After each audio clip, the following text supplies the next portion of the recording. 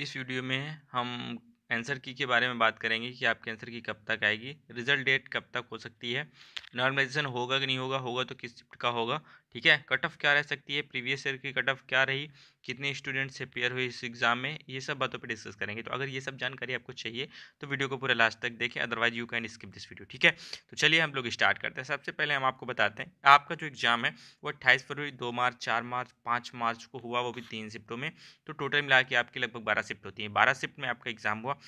Total जो vacancies थी वो 641 वैकेंसीज थी। आप जानते हैं कि इसमें 1/4 नंबर का माइनस मार्किंग थे।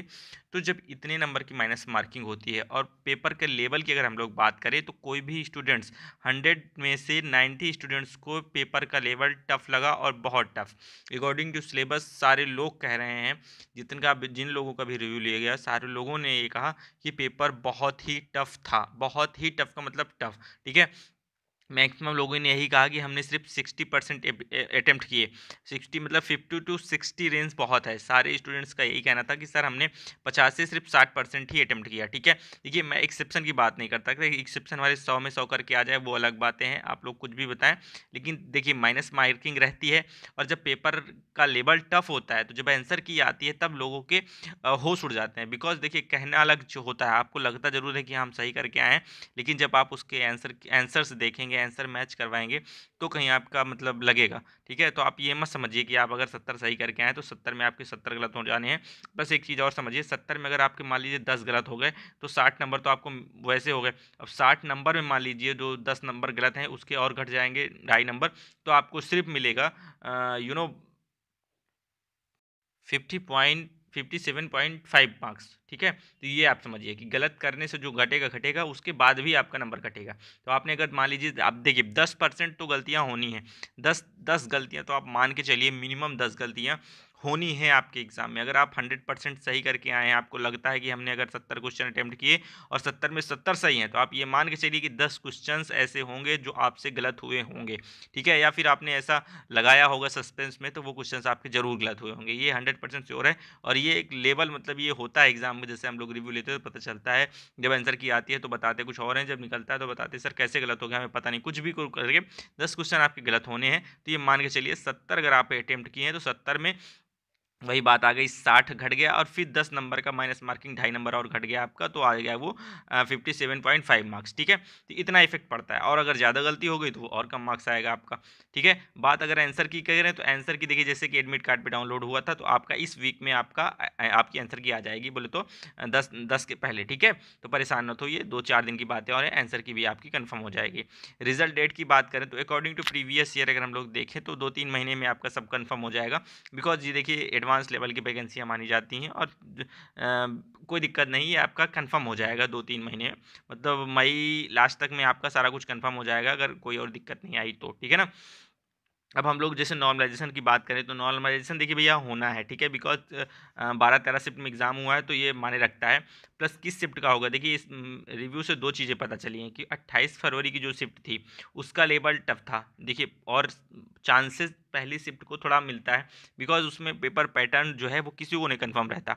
और अदर शिफ्ट जो होती है फिर उसमें एक आगड़ अलग जाता है कि किस शिफ्ट से ज़्यादा आ रहे हैं, किस शिफ्ट से। तो चांसेस कहीं ना कहीं 28 फरवरी को रहते हैं, ठीक है। मान लीजिए पहली शिफ्ट जिसकी हुई होगी उसकी बात कर रहा हूँ, लेबल भी इजी रहता है पहले शिफ्ट का, ठीक है। वेरी गरी की बात नहीं, लेकिन कहीं ना कहीं एक पहले शिफ्ट होने के बाद लोगों को ये अनुभव हो जाता है कि एग्ज़ाम का मतलब क्या लेवल रहता है, क्या लेवल रहेगा, ठीक है। तो ये हो गई। और अगर हम लोग हार्ड शिफ्ट की बात करें, टफ शिफ्ट की बात करें, कौन सी शिफ्ट टफ थी, तो आप लोग को एक समझना चाहिए। तो जैसे मैंने 28 फरवरी बता दिया, 5 मार्च की जो फर्स्ट शिफ्ट थी, जैसा कि रिव्यू से पता चला, तो 5 मार्च की फर्स्ट शिफ्ट थी। फिजिक्स एंड मैथ्स उसमें बहुत ही एडवांस लेवल क्वेश्चन आए थे, सारे में आए थे, मैं ये नहीं कह सकता। प्लीज़ आप लोग ये मत कहिए कि सर मेरा 4 मार्क्स का था, ये आया था, ये बिल्कुल आया था, सब कुछ टफ था। देखिए मैथ तो बहुत ही टफ थी, और फिजिक्स भी टफ थी अकॉर्डिंग टू सिलेबस, जैसे बताया गया था, जैसे प्रीवियस ईयर आए थे उसके बेस से टॉप लेवल के क्वेश्चन कहे जा सकते हैं, एडवांस जिसको आप लोग कह लीजिए, ठीक है। तो बिल्कुल पेपर ईजी नहीं था, और 60 नंबर करने में भी बच्चों के पसीने छूट गए। नॉर्मली जो स्टूडेंट्स होते हैं, अब आप समझिए कि 1,000 फीस वही स्टूडेंट देगा जिसको यकीन होगा कि हाँ हम एग्ज़ाम निकाल लेंगे, ठीक है। या फिर जिसको यकीन नहीं होगा वो एग्ज़ाम देने नहीं जाएगा। तो आप समझ के रहिए बातों को कि 100 क्वेश्चन में से 30 क्वेश्चन तो सारे लोग कर लेंगे एग्जाम अगर कोई भी देता है तो। अब उसके बाद मान लीजिए 20 क्वेश्चन 50 क्वेश्चन करने में सारे लोगों का मतलब हाल बेहाल हो गया, और फिर जो एडवांस स्टूडेंट्स है वो 60% गेन किए, ठीक है। जो बहुत सुपर जीनियस है वो मान लीजिए 60+ के ऊपर गए, ठीक है। तो देखिए 641 वैकेंसियाँ हैं, वैकेंसी ठीक ठाक कही जा सकती हैं, वैकेंसी कम नहीं कही जा सकती। लेकिन एक बात का अगर हम थोड़ा सा डिस्कशन करें, प्रीवियस ईयर जैसे कट ऑफ गई थी 53 गई थी जनरल की, और ओबीसी की 50 गई थी, एससी की 45 गई थी, एसटी की 42 गई थी, ठीक है। 4 साल पहले 5 साल पहले एग्जाम हुआ था, अब आ गई है लेटेस्ट। तो इसमें कहीं ना कहीं बेरोजगारी इतनी बढ़ गई है, आप समझ सकते हैं चीज़ों को मैं क्या कहना चाह रहा हूँ, कि इसमें सारे स्टूडेंट्स फॉर्म फिलअप करते हैं जो एलिजिबल होते हैं, चाहे वो पीसीएस की तैयारी कर रहा हो, चाहे जिसकी तैयारी कर रहा हो, मतलब एसएससी बैंकिंग सारे लोग इसमें अप्लाई करते हैं, ठीक है। तो कहीं ना कहीं कट ऑफ अगर हम लोग डिस्कस करें तो कट ऑफ देखिए, मेरा आपको डिमोटिवेट करने का कोई इरादा नहीं है, मैं कट ऑफ बता रहा हूँ क्यों, क्योंकि क्यूरियोसिटी रहती है लोगों में कि कैसी हो सकती है, ठीक है। मैंने रीजंस भी बता दिए कि कट ऑफ क्या रह सकती है, क्यों रह सकती है। अब आप लोग समझिए। अब फिर भी अगर आपको कोई दिक्कत होती है तो इसके लिए मैं आपसे सॉरी बोलता हूँ, आपको हर्ट करने का मेरा कोई इरादा नहीं है, ठीक है। मेरे से गलती हुई अगर, तो आप लोग इसके लिए सक्षम है चीज़ों को समझने के लिए, मैं कैसे बता रहा हूँ, क्यों बता रहा हूँ, ठीक है। तो चलिए हम लोग जानते हैं जनरल की कट ऑफ अगर हम लोग लें, जनरल की कट ऑफ ले, अभी हम लोग डिस्कस भी करेंगे नॉर्मलाइजेशन में कितना मार्क्स बढ़ सकता है। जनरल कट ऑफ अगर हम लोग बात करें, देखिए आप एक बात समझिए पहले, मैं जैसे मैंने आपको बता दिया कि जनरल की कट ऑफ 65 +-1 रहेगी, ठीक है। देखिए अब मैं बताने को 70 +-1 भी बता सकता हूँ, बट विदाउट नॉर्मलाइजेशन में ये मार्क्स बताना, नॉर्मलाइजेशन अगर हो रहा है 2-4 नंबर का 5 नंबर का, तो आपके मार्क्स इसी बेस से वो हो जाएंगे, इंक्रीज हो जाएंगे। बट अभी आपके जो करेंट मतलब मार्क्स हैं, अगर वो 65 +-1 बन रहे हैं तो जर्नल में आप सिलेक्ट होंगे, डोंट वरी, बिल्कुल परेशान होने की आपको ज़रूरत नहीं है, ठीक है। ये हो गया। अगर हम लोग ओबीसी की बात करें, ओबीसी की बात करें तो 60 + -1 मार्क्स अगर आपके बन रहे हैं तो आप कहीं ना कहीं सिलेक्ट होंगे, डोंट वरी। मैं एक्सेप्शन की बात नहीं कर रहा। देखिए एक बात और, चलिए हम लोग पहले बात कर लेते हैं एससी की। एससी की बात करें तो एससी में क्या होगा, एससी में भैया अगर आपने 55 से 56 किया है तो आप सिलेक्ट हो सकते हैं, ठीक है। अगर एसटी की बात करें तो 50+ में आपका सिलेक्शन हो जाएगा, कोई दिक्कत नहीं है, 100%। और अगर हम लोग हैंडीकैप पर्सन की बात करें, पीएच कैंडिडेट्स की बात करें, तो पीएच कैंडिडेट्स जो हैं इनका भी यही सेम रहने वाला है, 50+ में इनका भी हो जाएगा, कोई दिक्कत नहीं होगी, एसटी की इक्वल रहेगी लगभग अकॉर्डिंग टू प्रीवियस ईयर, ठीक है। ये हो गया। अब हम लोग अगर एक्स सर्विसमैन की बात करें तो देखिए एक्स सर्विसमैन की जो प्रीवियस ईयर कट ऑफ थी वो मान के चलिए 33 में उनका सिलेक्शन हुआ, तो इस बार भी आपका 33 में हो जाएगा, कोई दिक्कत नहीं, क्योंकि पोस्टें ज़्यादा मतलब एक सर्विसमैन नहीं है इसमें, तो आपका सिलेक्शन हो जाएगा, परेशान मत होइए। अब देखिए कुछ लोगों का ये मतलब मानना होगा कि सर कट ऑफ ज़्यादा जा सकती है। देखिए एक फंडा होता है, मैं आपको बता दूं, शायद आपको चीज़ें समझ में आ जाएं मैं क्या कहना चाह रहा हूँ, क्यों कह रहा हूँ। अगर आपका नंबर मान लीजिए 100 क्वेश्चन आए थे, ठीक है, 100 में अगर आपका 80 है तो आपको ये लगता होगा कि मेरिट 80 के ऊपर जाएगी, ठीक है। किसी का 90 है तो उसका होगा 90 के ऊपर जाएगी मेरिट। किसी का मान लीजिए 50 है तो उसका होता है यार 50 के आसपास साइज जाए। किसी का 60 है तो उसका होता है 60 के आसपास जाएगी, है ना।